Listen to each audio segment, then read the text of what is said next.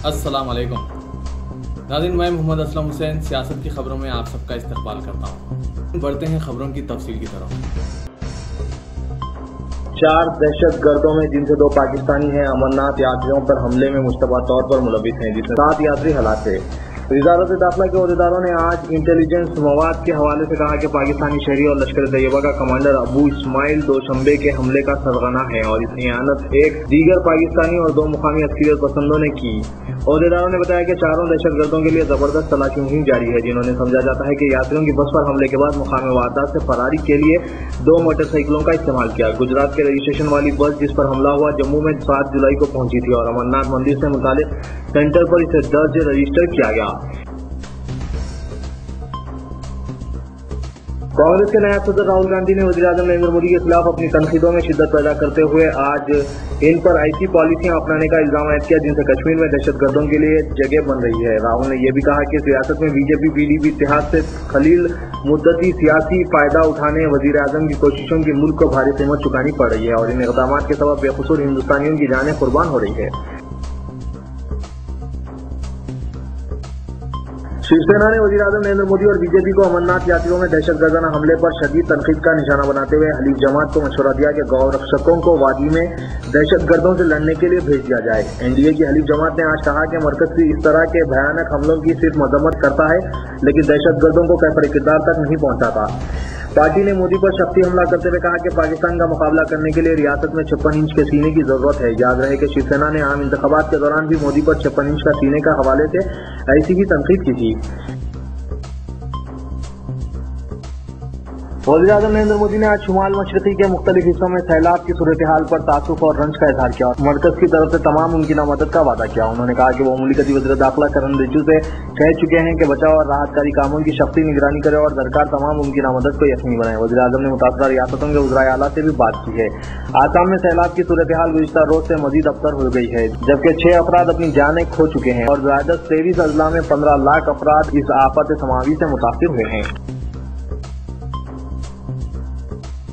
जामा मस्जिद के शाही इमाम अब्दुल्ला बुखारी ने वज़ीर दाखिला राजनाथ सिंह को खत लिखकर मुल्क के मुख्तलिफ हिस्सों में गाय के तहफ़्फ़ुज़ के नाम पर तशद्दुद और बेकसूरों के कत्ल के बढ़ते वाक़ात पर तशवीश जाहिर की। उन्होंने कहा कि ये फिक्रमंदी ईद उल ज़ुहा की आमद की वजह से भी बढ़ गई है, क्योंकि इस मौके पर कस्बों और छोटे शहरों से जानवर बड़े शहरों में फरोख्त के लिए लाए जाते हैं। बकरों के अलावा भैंस भी बाजारों में पहुंचाई जाती है, मगर इन दिनों भैंस ले जाने वालों को हमलों का निशाना बनाया जा रहा है। उन्होंने तवज्जो दिलाई कि हुकूमत ने गुज़िश्ता दिनों ज़ुबिया के लिए मवेशी बाजारों में जानवरों की फरोख्त पर पाबंदी आयद की है। इससे जानवरों की कुर्बानी के बड़ी हद तक मुतासिर होने का अंदेशा पैदा हो गया है। मज़कूरा पाबंदी ने मुसलमानों के अंदर तशवीश के साथ साथ खौफ का भी माहौल पैदा कर दिया है। इसके अलावा जिस तरह की फिजा इस वक्त पूरे मुल्क में बन गई है, इसके पेश नज़र भी इस बात का शदीद खदशा है कि बाजारों में जानवर ले जाने वालों को तशद्दुद का निशाना बनाया जाएगा। उन्होंने कहा कि हम गाय की कुर्बानी के हक में नहीं हैं। गाय से एक खास मजहब के लोगों के मजहबी जज्बात वाबस्ता हैं, हम इनके मजहबी जज्बात का एहतराम करते हैं, लेकिन भैंस और बकरे ले जाने वालों पर जानवरों के तहफ़्फ़ुज़ के नाम पर अगर हमले हो गए तो इस मुल्क का माहौल खराब होगा। हुकूमत को चाहिए कि वो इस बारे में गौर व फिक्र करें और इस बात को यकीनी बनाए कि ममनुआ जानवरों के अलावा दूसरे जानवर ले जाने वालों को परेशान न किया जाए।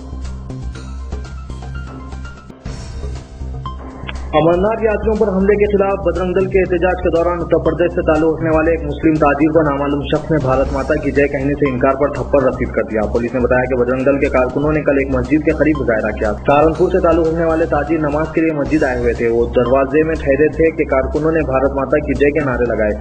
इसी दौरान हुजूम में से किसी ने ताजिर से ये नारा लगाने का मुतालबा किया। जब उसने इनकार किया तो किसी ने उन्हें थप्पड़ मार दिया। पुलिस ने बताया कि ताजिर की शिकायत पर 100 नामालूम अफराद को शामिल हुजूम के खिलाफ एक शिकायत दर्ज कर ली गई है। वज़ीर-ए-आला के चंद्रशेखर राव ने घर के हर बच्चे के नाम पर घरों के अहाते में पौधे लगाने और अपने बच्चों की तरह इनकी निगहदाश्त करते हुए परवरिश करने का अवाम को मशवरा दिया। उन्होंने लंदन के तर्ज पर करीमनगर को तरक्की देने का ऐलान किया, जबकि 25 करोड़ रुपए के मसारिफ से करीमनगर में कला भवन तामीर करने का तयख्खुन दिया।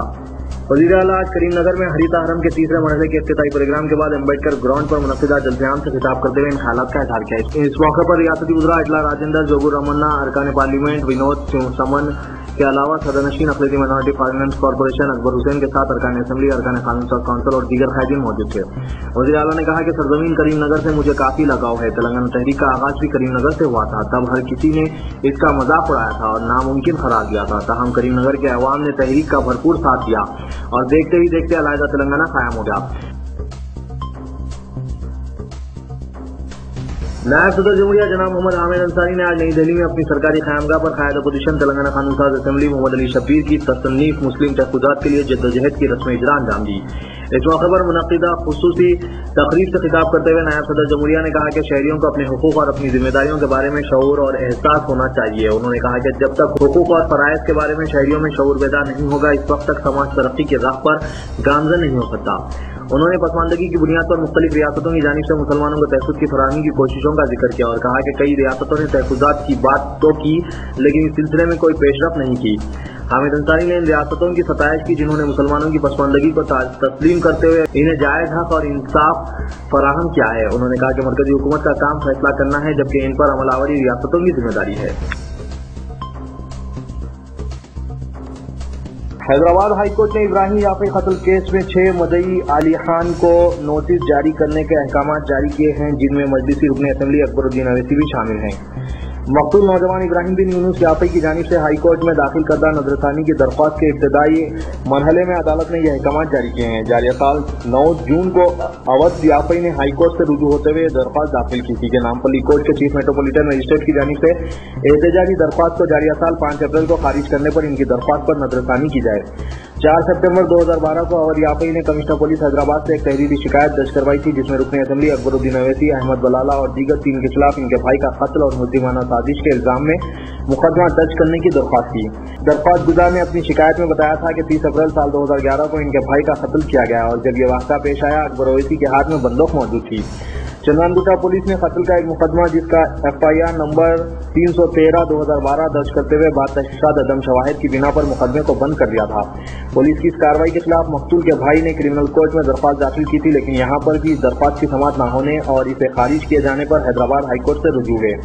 ایڈوکیٹ کیلاش ناتھ ریڈی نے ہائی کورٹ میں نظر ثانی کی درخواست داخل کی ہے جس کے نتیجے میں عدالت نے ابتدائی مرحلے میں اس کی سماعت کے لیے 6 مدعی علی خان کو حکومت تلنگانہ، اکبر الدین اویسی، احمد بلالہ، گنمین جانیہ، منصور بن محمد اولگی، محمود بن محمد اولگی اور محسن بن احمد الکسیری کو نوٹس جاری کرنے کے احکامات جاری کیے۔ واضح ہے کہ 29 جون کو نامپلی میٹروپولیٹن سیشن جج نے حملہ کیس کے 10 ملزمین بشمول محمد پہلوان کو باعزت بری کر دیا تھا جبکہ 4 افراد حسن پہلوان، اودھ یافعی، عبداللہ یافعی، سالم ویلان کو 10 سال کی سزا سنائی تھی۔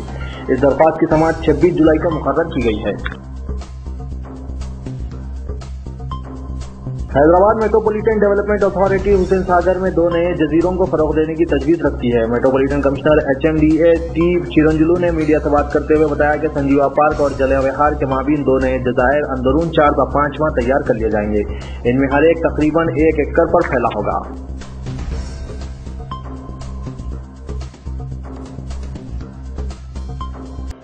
شاہپور نگر کے اقلیتی اقامتی اسکول میں ایک طالب علم کی مشتبہ موت کا واقعہ پیش آیا۔ اس واقعے کے بعد سرکاری حلقوں میں سنسنی پھیل گئی۔ بتایا جاتا ہے کہ 12 سالہ محمد فرید الدین نے کل رات ہاسٹل کے کمرے میں پھانسی لے کر خودکشی کر لی۔